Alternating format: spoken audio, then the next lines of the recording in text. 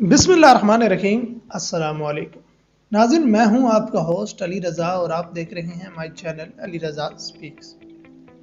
آئندہ ماہ کی 29 تاریخ کو عمر اکمل 30 برس کے ہو جائیں گے۔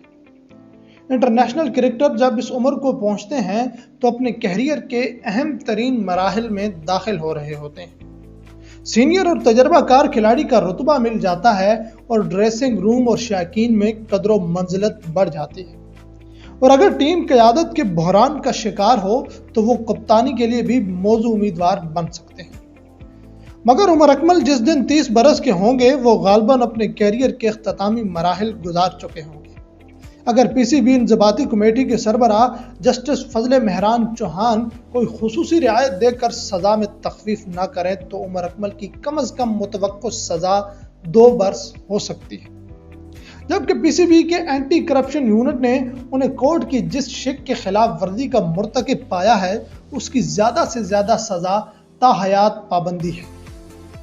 دنیا بھر میں کرکٹر مختلف انواع و اقسام کی پابندیاں بھگت کر بھی واپس آئے ہیں اور کیریئر کو پھر اسی نقطے سے جوڑا ہے جہاں سے یہ سلسلے ٹوٹے تھے۔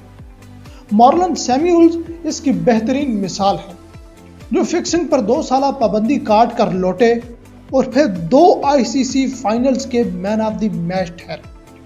حالیہ وقتوں میں ڈیوڈ وارنر اور سٹیون سمتھ بھی اپنی پابندیاں کاٹ کر واپس آئے اور یکے بعد دیگرے مختلف اہم ترین مراحل پر اپنی ٹیم کے لیے ریڑھ کی ہڈی ثابت ہوئے۔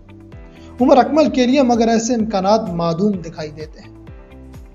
خدا نہ خواستہ اگر ان پر تا حیات پابندی لگ گئی تو پھر تو سارے مباحثے ہی ختم ہو جائیں گے، مگر ہم مثبت پسندی کو بجا لاتے ہوئے اگر 2 سال کی پابندی بھی ذہن میں رکھیں تو کم ہی امکان نظر آتا ہے کہ پابندی کے بعد عمر اکمل بالکل فٹ اور اچھی فارم لیے واپس آ سکیں گے۔ پی سی بی کی جانب سے رعایت کی توقع میں عمر اکمل نے خود پر لگائے گئے الزامات کو قبول کر لیا۔ یہ دونوں الزامات بظاہر 2 الگ الگ غیر متعلقہ واقعات سے جڑے ہیں، مگر ان دونوں واقعات کے تانے بانے کھیل میں کرپشن سے جا کے ملتے ہیں۔ اگرچہ فی الوقت پی سی بی نے معاملے پر تبصرہ کرنے سے معذرت کر رکھی ہے، مگر ہمارے ذرائع کے مطابق عمر اکمل کسی کرپٹ سرگرمی میں ملوث نہیں ہوئے۔ غلطی ان سے یہ ہوئی کہ جس شخص نے ان سے فکسنگ کے لیے رابطہ کیا تھا وہ اس کا نام پی سی بی کو بتانا بھول گئے۔ ایسا انہوں نے قصدن کیا یا سہون، یہ تو ہم کبھی نہیں جان سکتے، اس بابت انہی کی زبان پر بھروسہ کرنا ہو۔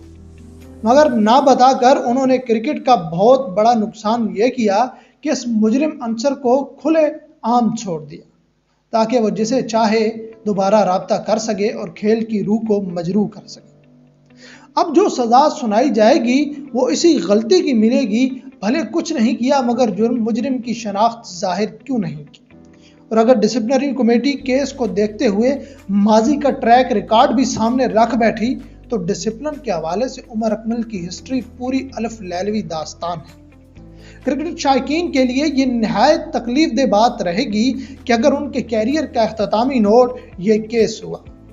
مجھ سمیت بہتروں نے ماضی میں یقیناً کبھی نہ کبھی عمر اکمل سے توقعات باندھی ہوں گی، اور اب ان کے پاس بھی اس تعصف کے سوا کچھ نہیں بچے گا کہ جاوید میاں جیسا سمارٹ بلے باز پاکستان کے لیے 200 میچ بھی نہ کھیل پائے۔ ناظرین، اگر آپ کو یہ ہماری ویڈیو اچھی لگے تو ہماری ویڈیو کو لائک کیجئے اور ہمارے چینل کو ضرور سبسکرائب کیجئے اور بیل آئیکن دبانا نہ بھولیے۔ شکریہ۔